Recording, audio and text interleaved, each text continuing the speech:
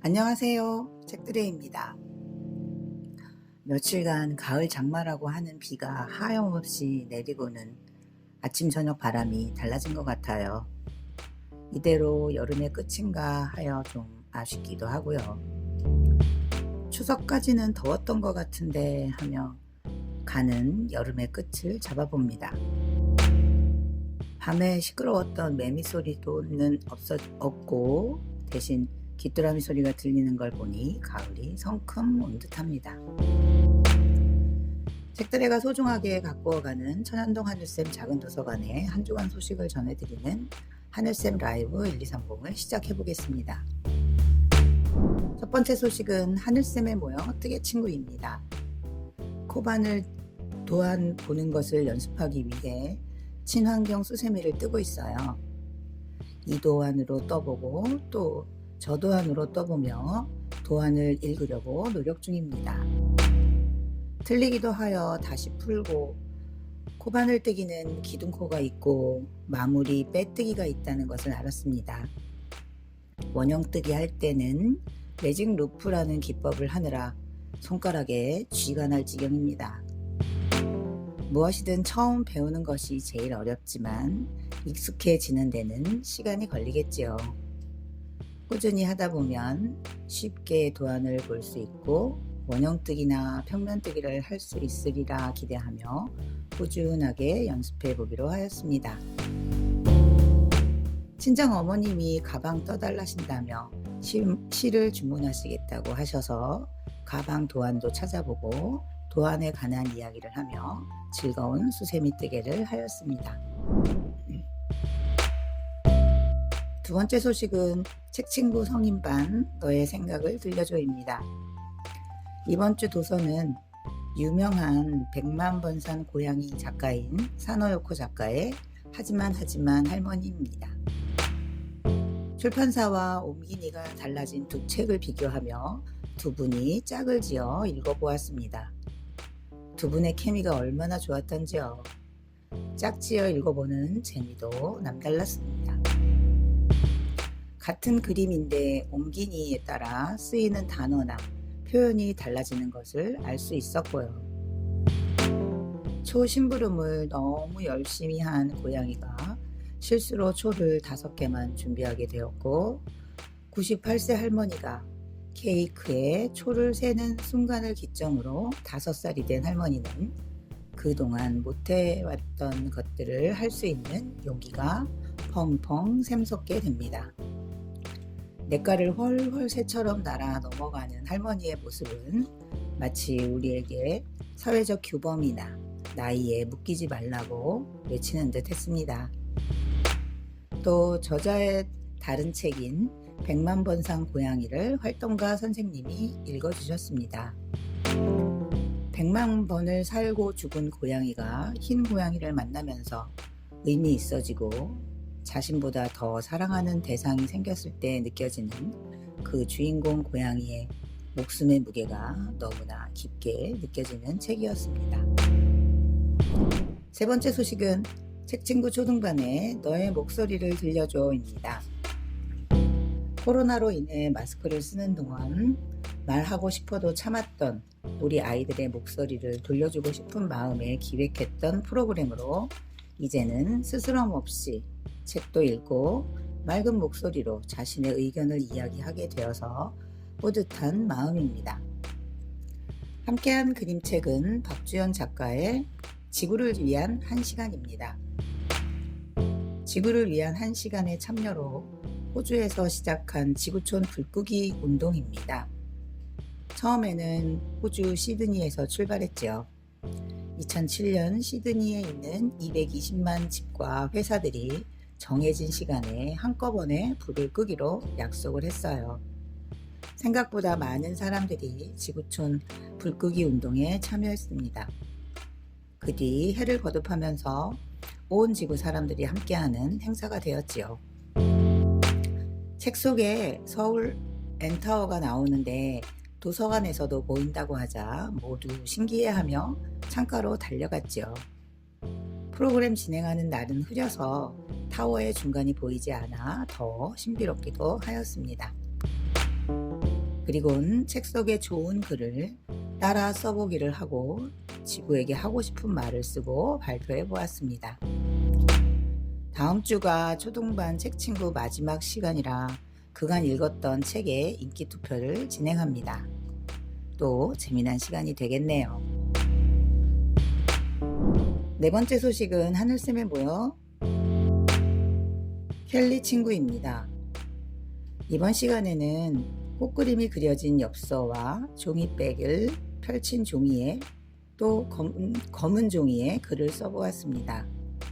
붓으로도 써보고 붓펜으로도 써보고 서양화 붓으로도 쓴 것을 보며 서로 비교하며 어떻게 쓰는 것이 좋을지, 어떤 구도가 좋을지 이리저리 궁리하며 나름 나만의 작품을 완성해 보았습니다. 이제 붓을 쓰는 것도 붓펜도 어느 정도 손에 익어가는 듯 합니다. 화선지가 아닌 다른 종이에 써보면서 느낌을 서로 나누며 이야기하는 시간은 즐겁습니다. 그래서인지 시간은 아주 빠르게 지나갑니다. 엽서에 정성 가득, 마음 가득 담아 완성하는 재미에 푹 빠지는 시간이었습니다. 오늘 함께 하실 그림책은 책친구에서 함께 하신 하지만 할머니와 지구를 위한 한 시간입니다. 먼저 하지만 할머니입니다. 사노요코 글그림, 엄혜숙 옮김, 상상숲글에서 2017년 2월에 편했습니다. 글과 그림을 그리신 사노요코 작가님은 일본의 작가로 에세이스트이시고 그림책 작가이십니다. 1938년 중국 베이징에서 신라 맺은 장녀로 태어나 유년 시절을 보내고 전쟁이 끝난 후 일본으로 돌아왔고 어린 시절 어머니와의 불화, 병으로 일찍 죽은 오빠에 관한 추억은 작가의 삶과 창작에 평생에 걸쳐 짙게 영향을 끼쳤다고 합니다. 미술대학 디자인과를 졸업하고 백화점 홍보부에서 디자이너로 일을 했다가 유럽으로 건너가 독일 베를린 조형대학에서 석판화를 공부했다고 하고 1971년 7장의 입 미키다쿠 동화집으로 데뷔했습니다. 일본 그림책의 명작으로 손꼽히는 백만번산 고양이를 비롯해 아저씨 우산, 나의 모자, 하지만 할머니 등 수많은 그림책과 창작집, 에세이집을 발표했습니다.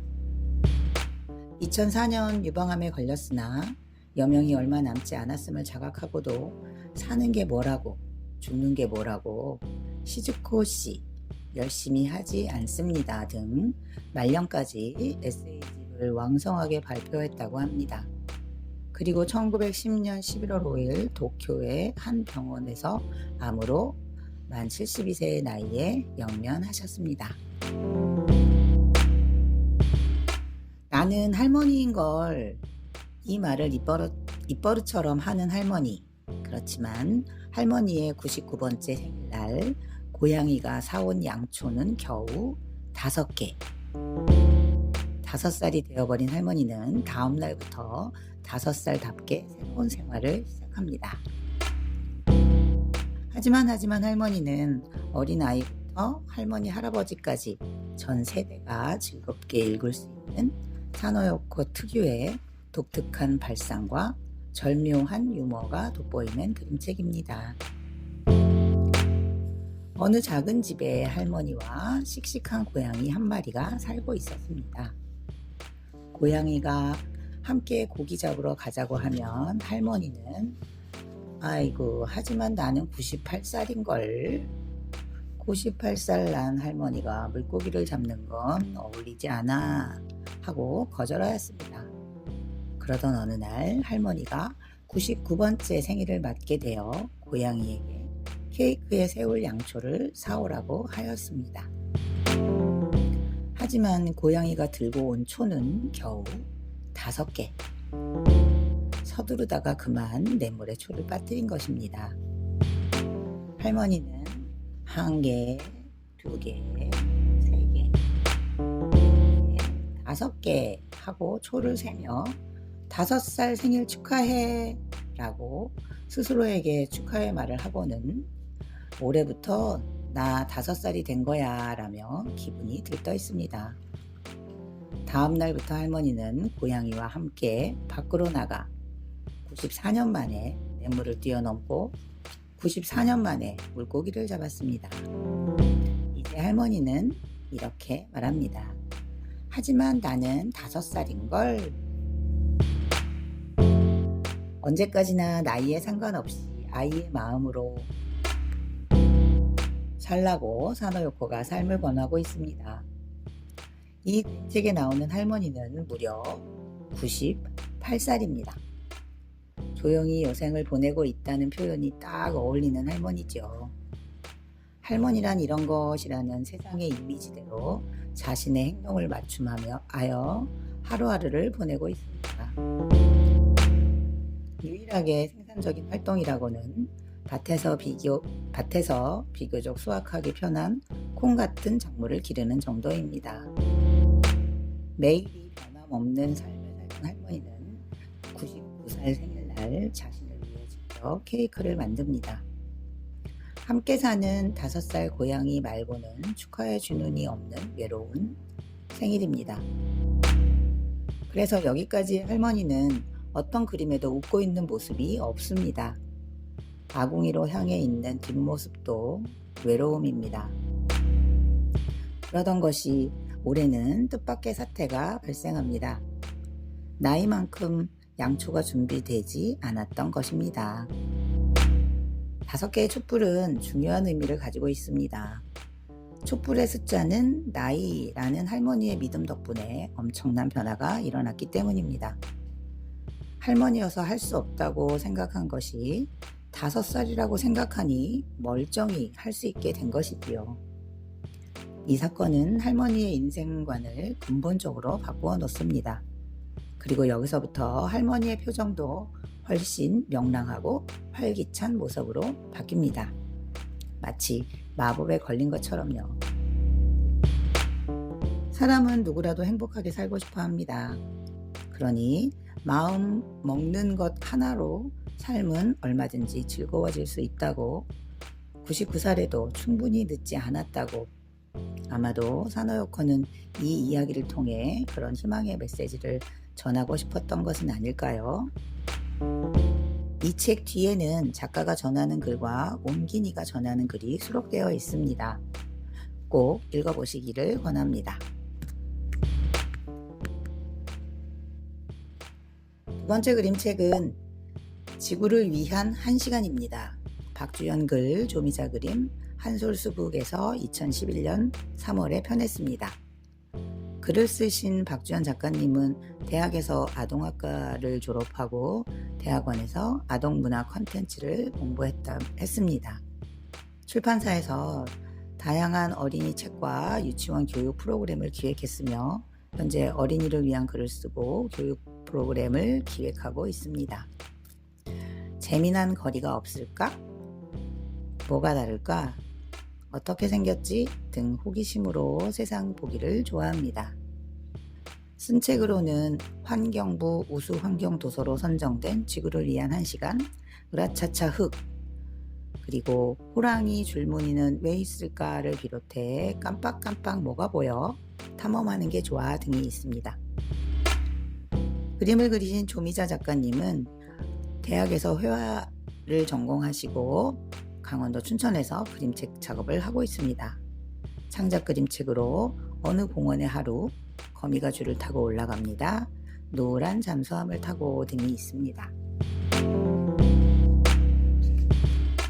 이 책은 1시간 동안 지구를 위해 어렵지 않게 할 수 있는 일을 통해 지구의 소중함을 전해주는 그림책입니다.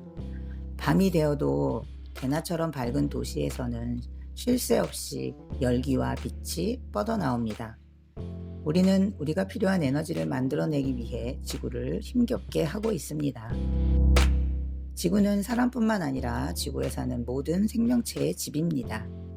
지구가 더 힘들어지기 전에 우리가 무언가를 해야만 할까요? 겨우 1시간 불을 끄는 것으로 정말 지구를 살릴 수 있을까요? 실제로 전기불을 밝히는 데 드는 전기는 다른 곳에서 쓰는 전기를 생각한다면 그리 많지 않습니다. 있습니다. 하지만 그 전기를 만들어내고 또 각각의 집으로 보내는데 더 많은 에너지가 든답니다. 그렇기 때문에 불을 하나 끈다는 것은 그 모든 과정에 들어가는 에너지를 절약하는 것이지요. 또 우리 집 불 하나 끄는 게 도움이 될까 생각하는 사람도 있을 거예요. 하지만 그 불이 하나 둘 모여서 1억 명이 넘는 사람들이 함께 한다면 에너지 소비는 엄청나게 줄겠지요. 동화도 읽고 지구를 사랑하는 방법도 배울 수 있는 그림책입니다.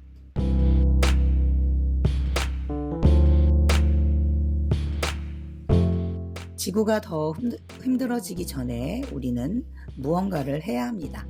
이런 생각에서 시작한 것이 지구촌 불끄기 운동입니다. 처음에는 호주 시드니에서 출발했습니다. 2007년 시드니에 있는 220만 집과 회사들이 정해진 시간에 한꺼번에 불을 끄기로 약속을 했고, 생각보다 많은 사람들이 지구촌 불끄기 운동에 참여했습니다. 그 뒤 해를 거듭하면서 온 지구 사람들이 함께하는 행사가 되었죠. 지구를 위한 1시간은 우리 아이들이 지구를 소중히 여겨주기를 바라는 마음에서 쓰여진 책입니다. 하지만 이래야 한다, 저래야 한다 강요하지는 않습니다. 자연스럽게 호기심을 이끌어내고 천천히 마음을 움직입니다.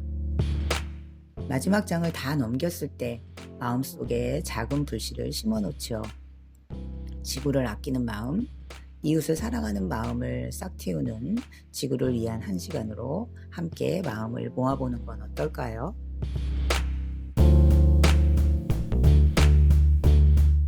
짧지만 결코 짧다고 할 수 없는 1시간. 우리가 이 1시간 동안 얻을 수 있는 것은 에너지 소비량 감소 같이 눈에 보이는 결과뿐만은 아닐 거예요. 바로 지구를 위해 우리가 할 수 있는 것들을 생각하게 하고 실천할 수 있다는 의지를 북돋워 주는데 더 큰 의미가 있지 않을까요? 우리 손에 쥐어진 지구의 운명에 대해 생각하고 모두 함께 한다면 분명 지구의 미래는 밝을 거예요. 오늘 책들에가 준비한 하늘쌤 라이브 1230은 여기까지입니다. 지구를 위해 우리가 할 수 있는 일들을 아이들과 함께 생각하고 실천하는 주말 보내시는 것을 추천드립니다. 오늘도 귀한 시간 함께 해주셔서 고맙습니다.